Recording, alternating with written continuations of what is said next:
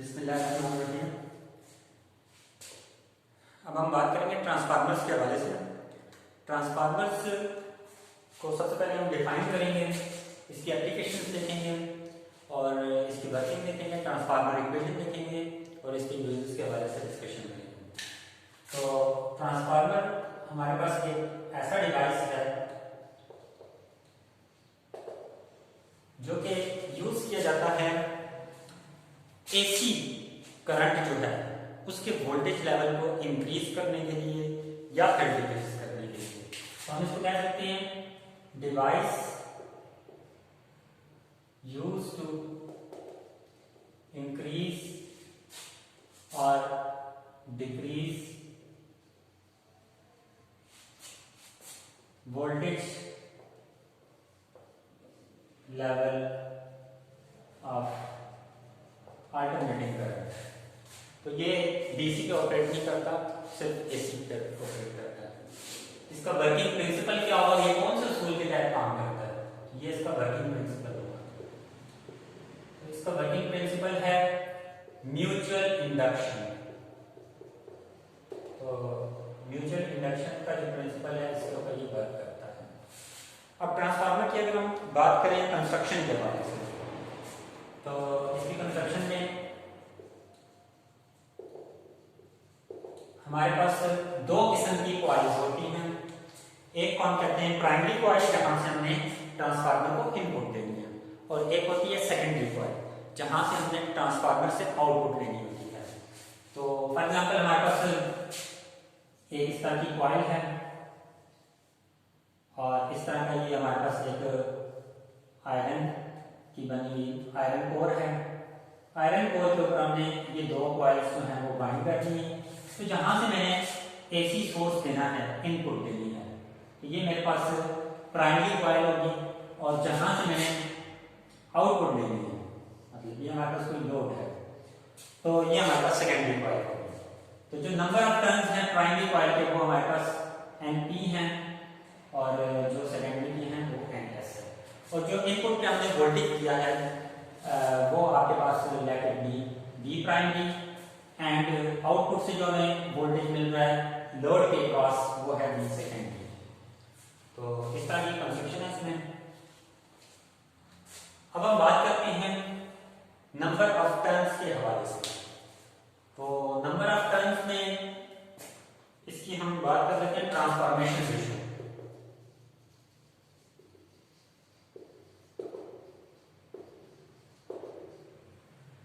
ये transformation ratio जो है ये किसी भी ट्रांसफार्मर में बड़ा अहम रोल प्ले करती है।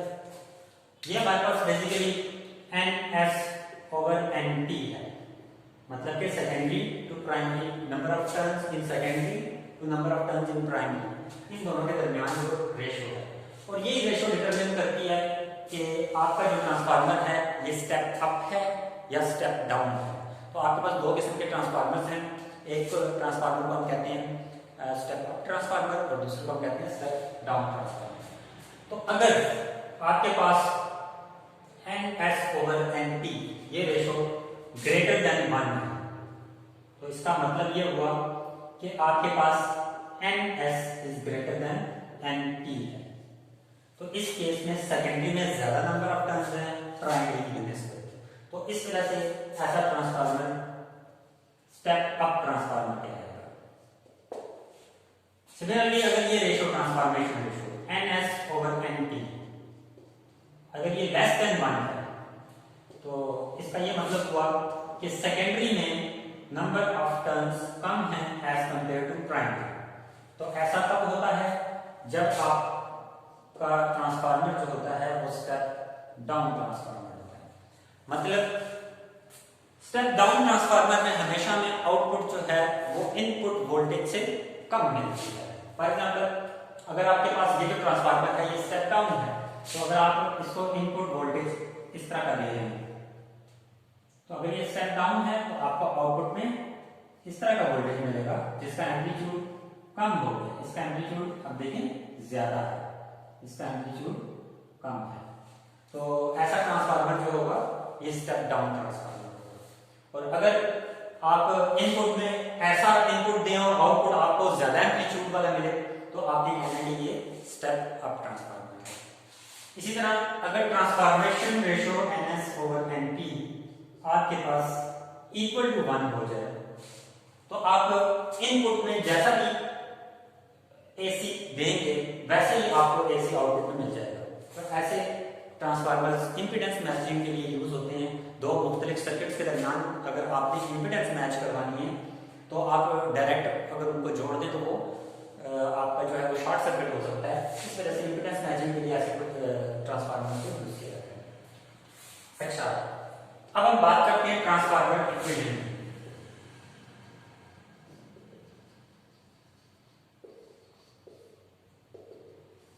ट्रांसफार्मर इक्वेशन में हमारे पास जो ट्रांसफॉर्मेशन रेशियो है ये जैसा कि अभी मैंने बताया भी है कि ये इक्वल हो जाएगा VS बाय VP कि ये चीज डिटरमाइन करती है कि आपके पास सेकेंडरी में कितना वोल्टेज आ रहा है, वोल्टेज लेवल आ रहा है। तो इस इक्वेशन को हम ट्रांसफार्मर इक्वेशन भी कहते हैं। तो इस इक्वेशन से हम अपनी मर्जी से ऐसे ट्रांसफार्मर डिजाइन कर सकते हैं जिनमें हमें कोई भी रिक्विजिट आउटपुट चाहिए हो तो उनके नंबर ऑफ टाइम्स को फिक्स करके। अब हम बात करेंगे पावर इन ट्रांसफार्मर की। तो ट्रांसफार्मर में जो पावर होती है, अब चूंकि वोल्टेज कभी इंक्रीज हो रहा है कभी डिक्रीज हो रहा है तो पावर के ऊपर भी डेफिनेटली फर्क पड़ेगा, क्योंकि पावर जो है वो हमारे पास जब कभी हमने पावर फाइंड करनी है तो हम क्या करते हैं, पोटेंशियल डिफरेंस को करंट थ्रू द लोड के साथ मल्टीप्लाई कर देते हैं। पावर हमारे पास P = VI होता है। तो क्या वोल्टेज के इंक्रीज करने से, फॉर एग्जांपल आपने इनपुट में अगर 6 वोल्ट दिया आउटपुट में आपको 100 वोल्ट मिल रहा है तो क्या पावर पे फर्क पड़ेगा? तो डेफिनेटली हमें देखने में तो ऐसा लग रहा है कि हाँ पड़ेगा, लेकिन ये जो ट्रांसफार्मर्स हैं ये law of conservation of energy को ओबे करते हैं और इसमें जो हमारे पास पावर लॉसेस होते हैं, पावर होती है, उसको हम अभी डिस्कस कर लेते हैं कि ये कैसे होता है।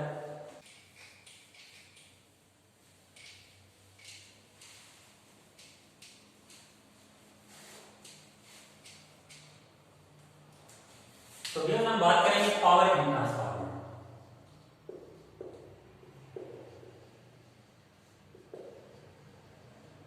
तो हमारे पास जो टोटल इनपुट पावर है, मतलब कि IP VP ये इक्वल होगा I सेकेंडरी V सेकेंडरी के इक्वल होगा। तो मतलब कि अगर हम इसमें से IP फाइंड करना चाहें, IP और IS की रेशो फाइंड करना चाहें तो ये आपके पास हो जाएगा VS/VP। तो ट्रांसफॉर्मेशन इक्वेशन से यही चीज जो है इक्वल थी NS/NP के। तो इससे हमें ये चीज क्लियर हो रही है इस इक्वेशन से कि जब कभी आपके पास सेकेंडरी में वोल्टेज इंक्रीज हो रहा है तो ये on the expense of current हो रहा है, करंट डिक्रीज हो रहा है, करंट कम हो रहा है और वोल्टेज बढ़ रहा है, तो पावर जो है वो ओवरऑल सेम रह रही है, तो उस पर कोई फर्क नहीं पड़ता। अब हम बात करेंगे losses in power, sorry losses in transformer.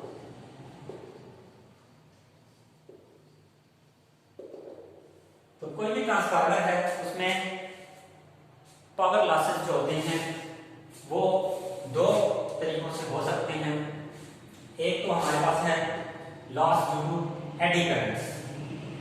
तो ये एडी करंट्स जो हैं ये भी आपकी जो कोर है इसमें, क्योंकि फैराडेज लॉ है और फैराडेज लॉ के मुताबिक यहाँ पर कुछ क्लॉकवाइज करंट्स भी जो हैं वो इंड्यूस हो जाते हैं, जिनकी वजह से आपका जो आयरन कोर है इसको ये हीट अप कर देते हैं और जिसकी वजह से पावर जो है वो बहुत सी ज़ाया हो जाती है। तो एडी करंट्स को मिनिमाइज करने के लिए हम ये जो कोर यूज कर रहे हैं इसको हम सबसे पहले छोटी छोटी शीट्स में शीट्स बना देते हैं इनकी, और उनके दरमियान हम कोई इंसुलेटिंग मटेरियल रख देते हैं ताकि एडी करंट्स को मिनिमाइज किया जा सके, जो कि इस तरह क्लॉकवाइज प्रोड्यूस होती है। सेकंड लॉसेस जो होते हैं इसमें वो होते हैं due to hysteresis loop loss. Hysteresis loss इसको कहते हैं। तो हम ऐसा मटेरियल कोर के तौर पर यूज कर रहे हैं जिसका हिस्टैरिसीस लॉस जो है वो कम से कम हो। अगर हम ऐसा मटेरियल यूज करेंगे जिसका हिस्टैरिसीस लॉस ज्यादा है, मतलब कि मैग्नेटाइजेशन और डीमैग्नेटाइजेशन में ज्यादा एनर्जी कंज्यूम हो जाती है, तो ऐसे मटेरियल्स जो हैं वो ज्यादा यूजफुल नहीं होते ट्रांसफार्मर में, क्योंकि ये एनर्जी को वेस्ट कर सकते हैं। तो ये लॉसेस हो सकती हैं ट्रांसफार्मर में। उसके अलावा हम बात करेंगे एप्लीकेशंस। तो ट्रांसफार्मर की जो एप्लीकेशन है वो खास तौर पर आप देखें कि अगर हम चाहते हैं कि दूर दराज जगहों तक जो है वो एसी करंट को विदाउट लाइन लॉस ट्रांसमिट किया जाए। अब ये लाइन लॉस या ट्रांसमिशन लॉस, इसको मिनिमाइज करने के लिए हम क्या करते हैं, पहले हम एसी को बहुत ज्यादा लेवल पर ले जाते हैं, उसका वोल्टेज बहुत ज्यादा हाई कर देते हैं, क्योंकि हमें पता है कि जो हमारे पास लॉसेस आते हैं W = I²R, ये आपके पास जो है ना, जितना ज्यादा करंट होगा उतना ज्यादा in the form of heat जो करंट है वो आपका वेस्ट होने का अंदेशा होता है।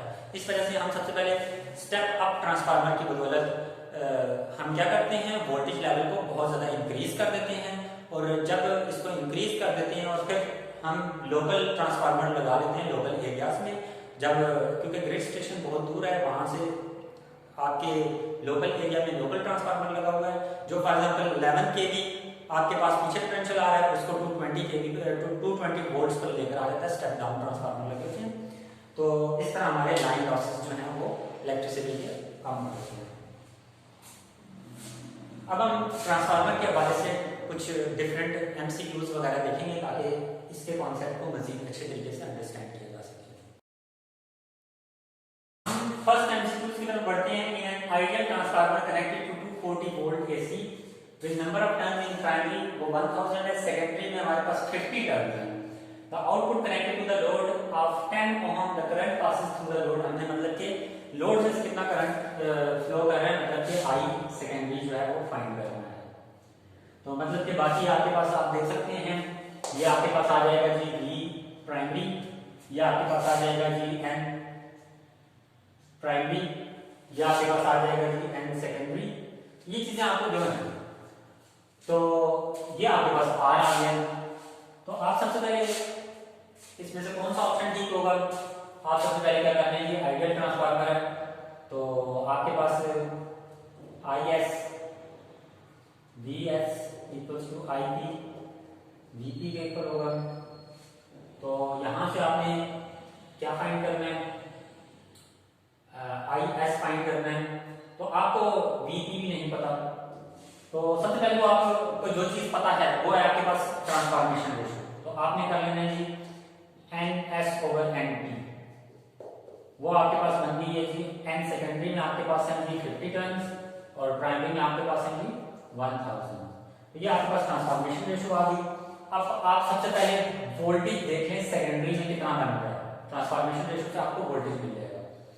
तो मतलब कि VS/VP आपके पास आ जाएगा, ट्रांसफॉर्मेशन रेशियो जो है 50/1000, तो मतलब कि आपके पास V सेकेंडरी आपके पास आ जाएगा 50/1000 इनटू V प्राइमरी आपके पास 240 है, तो ये जीरो जो है कैंसिल हो गया, 5152, मतलब कि आपके पास 12 वोल्ट आ गए। तो सेकेंडरी में आपके पास 12 वोल्ट आएंगे इस ऐसे ट्रांसफार्मर में। अगर आपके पास 12 वोल्ट आ रहे हैं तो मतलब आपको अब सेकेंडरी पता है, तो आपने सेकेंडरी का करंट फाइंड करना है, प्राइमरी का करंट आपको नहीं पता, ना ही हमें रिक्वायर्ड है, ना ही हमें जरूरत है, तो इसको फिलहाल आप क्या करें, यूज नहीं करें।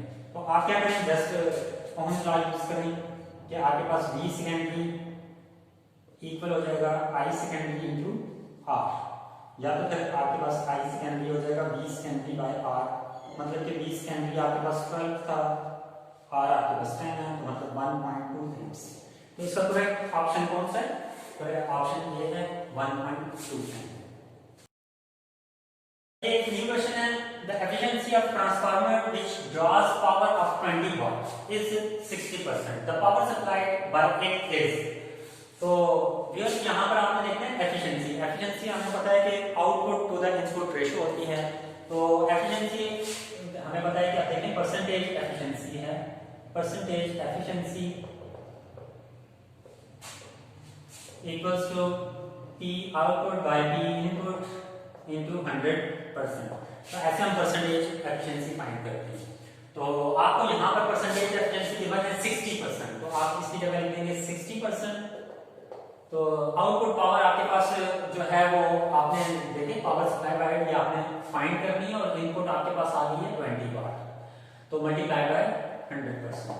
तो आपने पी आउटपुट फाइंड करनी है, उसके लिए आप क्या करेंगे, परसेंटेज तो खत्म हो गई 0, तो आपके पास पी आउटपुट आ जाएगा 6 मल्टीप्लाई बाय 10, सॉरी ये 10 मल्टीप्लाई हो रहा है, यहाँ पर आकर डिवाइड हो जाएगा 10, और ये 20 डिवाइड हो रहा है, यहाँ पर आकर मल्टीप्लाई हो जाएगा। तो आपके पास 12 वाट, तो आपके पास ये 4 ऑप्शन हैं, इसमें 12 वाट जो है ये आपके पास आउटपुट पावर होगी। व्यूअर्स, इसके अलावा हमारे पास कुछ और भी एमसीक्यूज हैं जिनको हम डिस्कस करते हैं। The function of main transformer is to convert, पहला ऑप्शन है one direct voltage to another direct voltage. तो मैंने आपको पहले भी बताया था कि ये डीसी पे वर्क नहीं करता, तो ये ऑप्शन जो है ये रॉन्ग हो गया। One alternating voltage to another alternating voltage of different magnitude, ये ठीक है। High value alternating voltage to low value direct voltage, बाकी सारे ऑप्शन गलत हैं, सिर्फ एक ऑप्शन बी ठीक है। In step up transformer, when alternating voltage increases, then the alternating current, ये मैंने आपको पहले भी बताया था कि V और I का प्रोडक्ट हमेशा कांस्टेंट रहता है, क्योंकि यहाँ पर power losses law of conservation of energy के मुताबिक इनपुट पावर और आउटपुट पावर इक्वल होती है। तो जब वोल्टेज इंक्रीज होगी तो डेफिनेटली करंट डिक्रीज होगा, तो ऑप्शन बी है। N ideal transformer steps up और स्टेप्स डाउन डीसी वोल्टेज, ये एसी पे वर्क करता है, बहुत डिटेल में डिस्कस हो गया। इस तरह transformer changes 12 volt to 18,000 volt, there are 6,000 turns in a secondary coil, number of turns in the primary coil are, तो ये एक सिंपल सा प्रॉब्लम है जिसको हम यहाँ पर अभी देख लेते हैं। तो ये हमारे पास आ गया V S over V primary, ये ट्रांसफॉर्मेशन रेशो में आ जाएगा N S over N primary. तो हमारे पास अब यहाँ पर आउटपुट पे 18,000 है, मतलब 18,000 बाय हमारे पास 12 वोल्ट है, तो ये हमारे पास ट्रांसफॉर्मेशन रेशो आ जाएगी। और 6,000 जो है वो सेकेंडरी में है, तो मतलब कि हमारे पास प्राइमरी में पूछा गया है कि कितने होंगे, तो आपने लिख देना है 12 बाय 18,000, तो इसको मल्टीप्लाई आपने कर देना है 6,000 से। ये 3 जीरोस जो हैं ये कैंसिल हो गए, 61, 63 और आपके पास ऑप्शन आ जाएगा 4, तो आपके पास करेक्ट ऑप्शन होगा option B.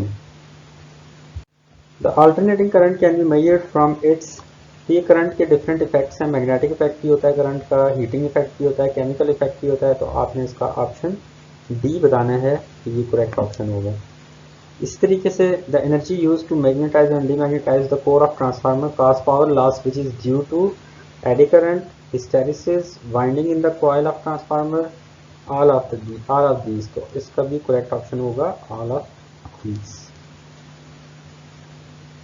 Step up transformer has a transformation ratio of 3:2। अब ट्रांसफॉर्मेशन रेशो गिवन है, what is the voltage in secondary, तो वोल्टेज इन सेकेंडरी हमने फाइंड करना है, तो वो हमारे पास ट्रांसफॉर्मेशन रेशो जो कि 3:2 है, इसको आपने मल्टीप्लाई कर देना है किसके साथ, इनपुट वोल्टेज 30 के साथ, तो आपके पास आ जाएगी 90/2 45, तो 45 is the correct answer. Eddy current is produced when a metal is kept in varying magnetic field, तो डेफिनेटली जब मैग्नेटिक फील्ड वेरी करेगा तो यही इसकी करेक्ट ऑप्शन होगी। बाकी स्टडी हो या स्टडी मैग्नेटिक फील्ड हो, तो इन केसेस में आपके पास एडी करंट प्रोड्यूस इंड्यूस, ये फैराडेज लॉ तभी इंड्यूस होता है जब आपके पास म्यूचुअल इंडक्शन तभी होगी जब फ्लक्स में चेंज आएगा, तो अगर फ्लक्स ही चेंज नहीं होगा तो इंडक्शन नहीं होगी। Which of the following quantities remain constant, तो इन सब में कौन सी चीज़ कांस्टेंट रहेगी? Law of conservation of energy के मुताबिक पावर कांस्टेंट रहेगी। इन स्टेप अप ट्रांसफार्मर में हमेशा सेकेंडरी के जो कॉइल्स हैं वो ज़्यादा होती हैं। ये ए ऑप्शन होगी। Which one of the given quantities remain constant in step up transformer? Same repeat हो गया question. Step up transformer has a transformation ratio 3:2 in the voltage is the voltage in secondary, voltage in primary is 30 volt। मतलब कि step up transformation ratio आपको given है 3:2 और आपसे पूछा गया क्या है कि प्राइमरी में गिवन है तो सेकेंडरी में फाइंड करना है, तो आप मल्टीप्लाई बाय 30 कर लें तो आपके पास इसका करेक्ट ऑप्शन होगा 45। इसी तरीके से for step up transformer which one is true, तो अगेन रिपीट हो गया। In order to minimize power losses due to eddy current in a transformer, the core is laminated with insulation। Insulation होगी तो तब आपके पास करंट जो है वो मूव नहीं करेगा।